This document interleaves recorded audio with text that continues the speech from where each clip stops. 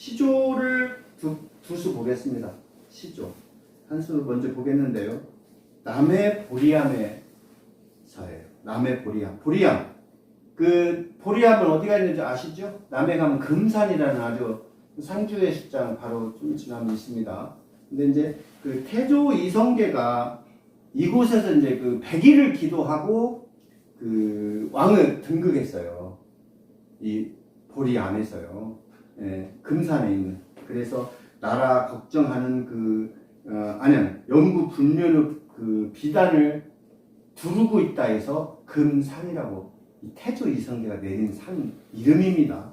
예, 거기에 이제 금산에 보리암이 있는데요. 우리나라 흔히 3대 기도처 얘기를 할 때 그 금산은 꼭 그 보리암 들어가거든요. 강화도 보문사가 그러고요. 낙산사 홍련암, 그 다음에 남해 보리암, 이게 우리나라 3대 기도처입니다. 시간이 나시면 한번 3대 기도처니까 세 군데 가셔가지고 다 기도하면 아마 좋은 일이 많이 생길 것 같습니다. 자, 시조 한번 보겠습니다. 첫 초장입니다. 소원 따위는 없고 빈 하늘에 부끄럽다. 소원도 없는데 부끄럽대요. 뭐 때문에 부끄러운지는 잘 모르겠어요. 인간 자체는 하늘에 항상 부끄럽습니다. 이 세상 누구에게도 그리움 들지 못함. 이렇게 살면 안 되죠, 세상을. 이 세상 누구에게도 그리움이 안 되면은 진짜 좀 혼자 어디 가서 사는 건데, 우리는 사회성을 가진 그 사람 아니겠습니까? 그러니까 누구에게나 나는 그리움이 돼야 돼요, 사실은. 저 사람 지금 오늘 그 사람 뭐 하고 있지? 그 사람에게 전화 한번 해볼까? 그 사람 궁금한데? 이렇게 그리움이 있어야지 이렇게 하면 쓰겠어요. 자, 5입니다. 여기와 무슨 기도냐? 여기까지 와서 이게 무슨 기도냐? 별 아래 그냥 취해 잤대요. 그러니까 유유자적하는 그 시조인데요. 아주 그냥 아주 자연인입니다. 자연인 그냥 말 그대로. 예. 그래서 이 시 한번 봤고요. 두 번째는 곡비입니다. 우리가 잘 아는 곡비인데요. 다 잘 아실 거예요. 예전에 그 양반이 죽으면 슬프게 울어주는 종, 돈 받고 울어주었습니다. 울어주는 여종을 곡비라고 했는데 누가 크게 우냐에 따라서 효가 있네 없네 그랬답니다. 효를 물음소리로 효를 따졌대요. 그런 참 어처구니 없는 일이죠. 따지고 보면요. 자, 시를 한번 보겠습니다. 시죠. 초장입니다. 유탈된 한 생애를 조촐하게 추모하니, 유탈된 한 생애, 육탈이 다 되어서 정신만 남은 거죠. 예를 들면 제사 지내는 거네요. 추모니까요. 좋은 사람을 그리워하고 잊지 못하는 것을 추모한다고 그렇습니다. 비손의 붓을 들어, 비손, 두 손을 비비며 치성을 드리는 거예요. 비손 한다고 합니다. 조사 쓰는 불면의 밤, 죽음을 애도하며 쓰는 글입니다. 그게 조사입니다. 바람결 푸른 잎마다, 바람결 푸른 잎마다 허천나게 울었다. 잎들이 바람에 이렇게 막 움직이잖아요. 그게 우는 모습으로 이제 표현하는 거죠. 소리 나지 않는 어떤 울음, 뭐 가까이 가면 나기도 하겠습니다만 소리 나지 않는 울음. 허천나게 울었다. 몹시 굶주려서 지나치게 욕심을 탐해서 허천나게 먹는다. 너 허천났느냐 이렇게 말을 하잖아요. 그 말입니다. 더 좋은 단어가 있으면 그래서 넣어도 되겠습니다. 자, 이번에는 주어진 행으로 시 재구성학인데요. 개구리 발톱이라는 식물입니다. 개구리 발톱. 그런 식물이 있습니다. 그 미나리 아제빛과의 여러 해살이풀인데요. 3월달, 5월달에 꽃이 핍니다. 잎이 꼭 개구리 발톱처럼 생겼어요. 그래서 개구리 그 발톱인데요. 하얀색 꽃이 피다가 약간 분홍을 떼요. 그 꽃이 조그만합니다. 꽃이요. 그리고 이 식물은요, 뱀에게 물렸거나 곤충에게 물렸을 때 이 이파리를 따가지고 진액에서 거기다 바르면 잘 낫는다고 하니까 뭐 알아두시고요. 독성이 있으니까 그건 나물로도 먹어서는 안 됩니다. 자, 시 내용 한번 볼게요. 온순한 가지 끝에 축축하게 자라난 발톱. 왜? 예를 들면 그 물속에 있으니까요. 혀끝으로 말문 닫고 세상 소식에 귀먹어 여러 날 울어댔다. 뭐 특별하게만 해석할 수 있는 기준은 아닙니다. 답은 3, 4, 1입니다. 3, 4, 1, 2. 수면 위로 올라와. 개구리가 이제 딱 어디로 가려면 수변이나 마름 위로 딱 올라오잖아요. 그런 모습을 상상하면 되겠습니다. 수면 위로 올라와 흩어진 구름의 발자국쯤. 지금 수면 위에 구름이 비치잖아요. 그럼 구름의 발자국이 지금 보이는 겁니다. 발자국쯤. 구름 발자국이 보이겠어요? 그러니까 이제 이렇게 표현하는 겁니다. 잠시 머물다 떠나는 바람이라고 위안한다. 위안. 위안은 개구리 발톱의 꽃말입니다. 위안한다. 개구리 발등에 첫 새벽이 내려앉고. 자, 첫 새벽이 왔어요. 그러면 희망이겠죠? 첫 새벽이니까요. 풀잎 끝 투명한 이슬을 딛고 이 개구리 발톱이 뛰어오를 기세다. 쉿 그렇게 했어요. 쉿 조용히 해. 지금 개구리가 뛸 차례야. 이제 그 말인데 여기서 뛴다는 것은 뛰어오른다는 것은 희망입니다. 그래서 그 개구리 발톱에 대해서 꽃시를 한번 읽어봤습니다. 이번에는 첨삭하기입니다. 이 시는 제가 지금은 그런 풍경이 없어요. 옛날에 목욕탕 가면요, 뭐 발톱, 손톱 깎는 손톱깎이도 이렇게 줄에 매달아 놓고요. 그 옆에는 계란 삶은 찐계란, 삶은 계란을 팔았습니다. 팔았는데 제가 이제 그걸 사실 먹고 싶었어요. 근데 호주머니에 돈이 하나도 없어가지고 그걸 못 먹어서 그냥 글로 한번 남겼는데 내가 이제 이 책에다 넣은 겁니다. 삶은 달걀을 슬픔이라 말하고 싶어요. 저 삶은 달걀을 제가 못 먹어서요. 슬펐어요, 그냥. 그래서 그 달걀 자체를 슬픔이라고 표현을 했습니다. 내용 한번 보겠습니다. 껍질 속에 있으면 누구나 객석이 되지. 내가 달걀 노른자 속에 있어서 여러분을 보면은 내가 이제 객석이죠, 저쪽이 다. 예. 계란 노른자 속이 예를 들면 연극이나 이런 걸 하는 무대고 저쪽은 이제 관람하는 객석이라 이 말입니다. 어두운 세상만큼 당신은 중얼거릴 테고 생명의 중심에 빛이 있듯이. 이제 이거는 뭐 뜻 없겠습니다. 넘기겠습니다. 둥글게 떠다니는 독방 속의 사람들. 이게 지금 독방 속의 사람들은 계란 속입니다. 슬픔의 사람이에요. 제가 지금 저요. 이게 그 속에 지금 사람들이 있다고 했어요. 목욕탕에서는 알몸의 꿈을 꾸지. 계란도 알몸의 꿈을 꾸는 거예요. 저도 알몸의 꿈을 꾸고 목욕탕 들어가죠. 팬티 입고 들어가는 사람은 뭐 때밀이밖에 더 있겠습니까? 활딱 벗은 몸뚱이를 위아래로 거침없이 확인하고. 이것은 대체적으로 남자들은 지금 탕에 딱 앉아가지고 문 열고 들어오면 한번 다 훑어봐요. 뭐 여자분들은 그렇게 했는지 안 했는지는 모르겠습니다. 남자분들은 대체적으로 이렇게 다 훑어봅니다. 위아래로.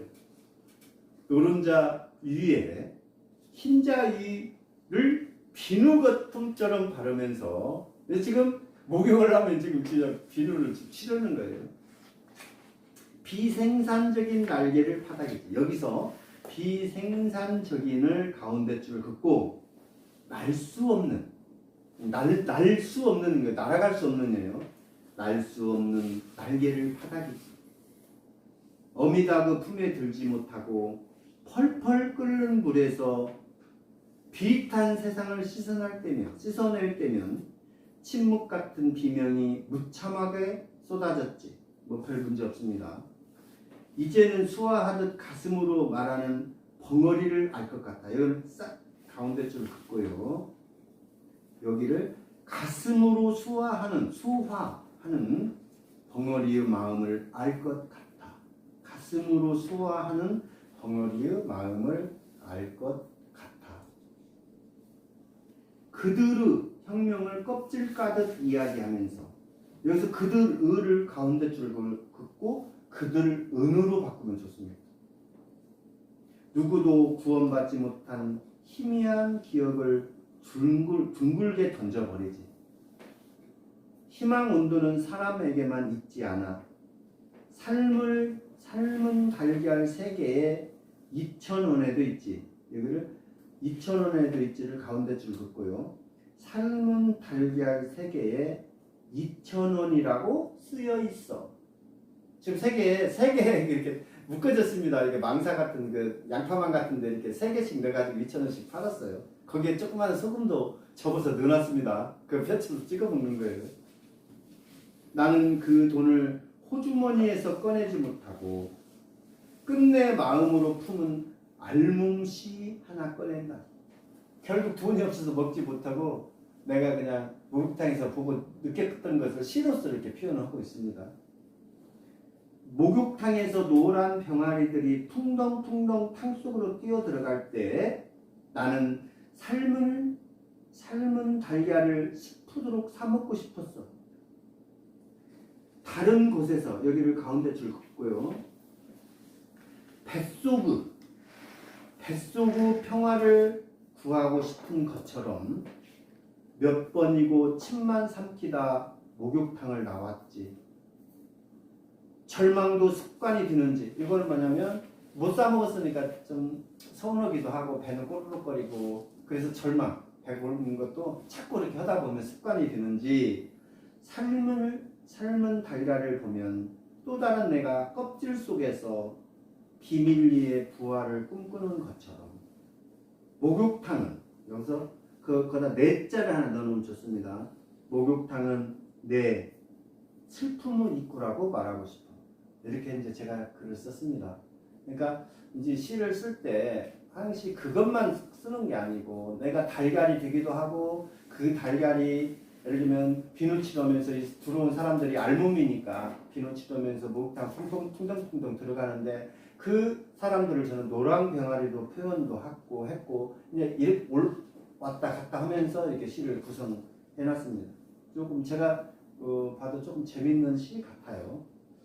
이런 말이 있습니다. 줄탁동시라는 말 많이 들어보셨죠? 줄탁동시. 병아리가 이제 알에서 깨어나오려면 그 속에서 어느 지점을 톡 쪼면 그래서 톡톡 쫓는 것을 보고 어미닭이 그 병아리 굴이 있는 데를 탁 한번 딱 찍어주면 병아리가 이제 거기서 깨어난다 이 말입니다. 그러니까 어떤 동기나 무엇을 만들어내려면 동시에 뭔가가 이루어져야 한다 그 말입니다. 줄탁 동기라고도 해요. 원래 줄탁 동시보다는 줄탁 동기라고 말을 하고요. 최탁 동시라고도 합니다. 최탁 동시. 그러니까 어떤 분이 줄탁 동시가 맞은데 어떤 분은 줄탁 동기가 맞은데 다 맞는 말입니다. 최탁 동시라고 하니까 달걀이 나와서 말을 한번 해봤습니다. 이번에 이제 부분 감상이네요. 사막입니다. 사막. 허기진 소리들이 더욱 환해지며 서로 먹잇감이 든대요. 사막에서는요, 뭔가 서로 잡아먹고 잡아먹히는 일이잖아요. 네. 허기진 소리들. 배가 고픈 거예요. 막 우는 소리, 이제 어디서 포효하는 소리, 또 잡아먹을 듯이 달라드는 소리, 뭐 이런 겁니다. 무서운 것은 포식자가 아니라 포식자. 잡아먹는 거죠. 포식자의 반대말은 피식자입니다. 피식자. 포식자. 전 세계에서 가장 큰 포식자가 뭔지 알죠? 가장 큰 포식자.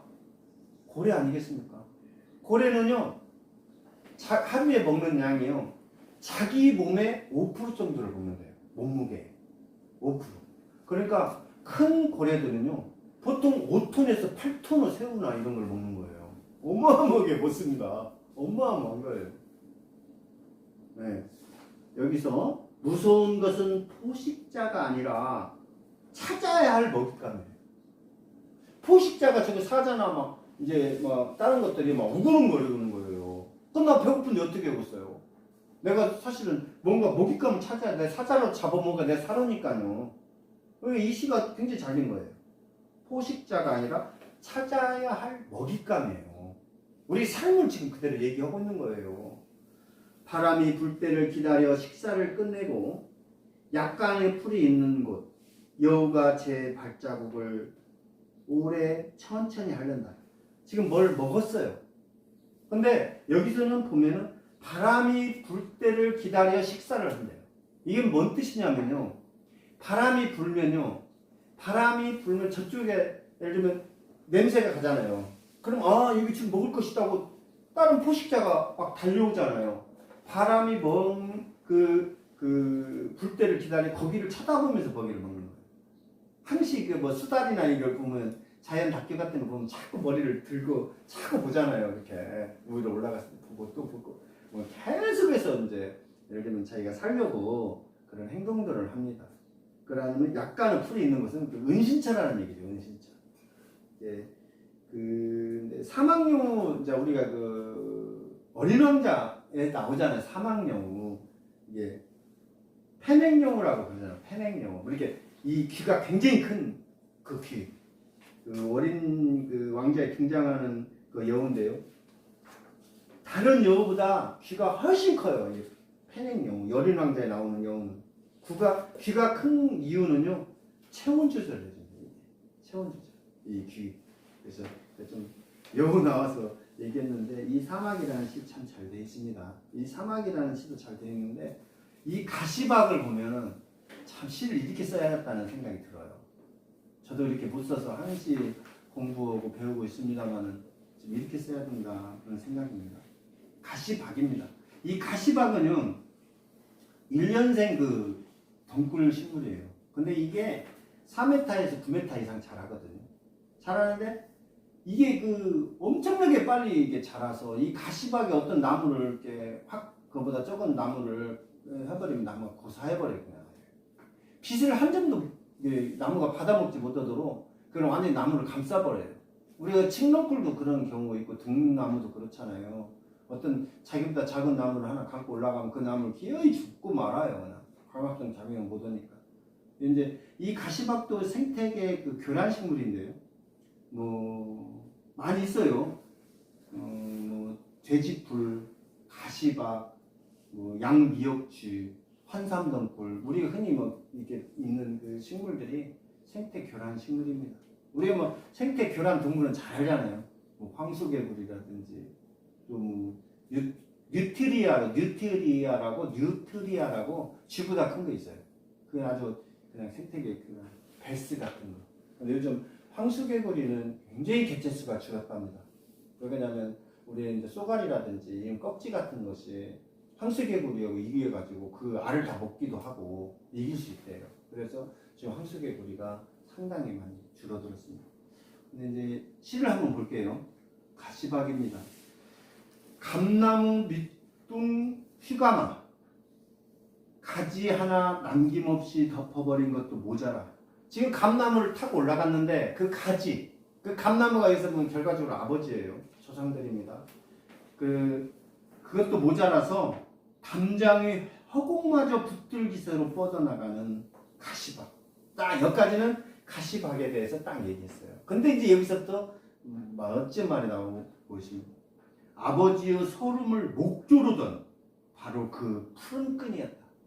아버지가 진짜 서럽게 살고 있고 가난에 허덕이고 있는데 그거를 목 조르려고 저 가시박이 감나무 목을 조르는 거예요. 지금 푸른 끈이었다. 아버지뿐만 아니라 아버지의 아버지, 그 위의 아버지마저 공중에 매단 내일이 두려운 그림자였다. 여기서 그림자는 다른 가시박이나 이런 그림자가 아니잖아요. 여기서 그림자는 공포와 무서움이라는 겁니다. 여기서 은유법이죠. 그림자. 그래서 아주 좋은 시를 읽어봤습니다. 자, 이 마지막인데요. 일기예보입니다. 이 일기예보를 제가 봤더니 22강에서 한번 제가 얘기를 했더라고요. 폭풍이 밀려오면 구름보다 빨리 달려서 해가 남아있는 땅끝으로 가요. 폭풍우가 몰려오면요. 그게 이제 이 길을 극복해야 되잖아요. 그러니까 구름보다 내가 더 빨리 막 달려가서 그 땅끝으로 가면 된대. 이제 그래서 일기에 본데 22강에서 충분히 했기 때문에 제가 않겠습니다. 자, 오늘은요. 시적 사고를 해도 표현의 어려움을 느낀다면 시쓰기가 여전히 어렵게 느껴질 수 있습니다. 시적 사고. 창의적인 사고죠. 창의적인 생각이죠. 창의적인 생각. 표현의 어려움을 느낀다면 시쓰기가 여전히 어렵습니다. 제가 그 강의 때마다 그러는데요. 시를 잘 쓰기 위해서는 좋은 시를 많이 읽어보고 또 써보고 따라서 써보고 모방도 해보고 하면 도움이 됩니다. 아리스토텔레스는요. 시는 모방에서 출발한다 이렇게 말했어요. 아리스토텔레스가. 모방의 어떤 그 중요성을 얘기하는데요. 어떤 방법을 통하든지 선생님들께서는 시를 잘 쓸 수 있도록 노력하시고 또 잘 썼으면 좋겠습니다. 제가 바라는 것은 그뿐이거든요. 오늘은 역설이란 무엇인가 시의 반전에 대해서 공부했습니다.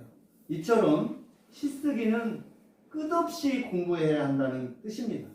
그렇다고 기교에 치우치거나 아이디어로 쓰면 안 돼요. 가슴으로 그 시를 써내는 선생님들이 되기를 바랍니다. 이만 그 강의를 마치겠습니다. 수고하셨습니다.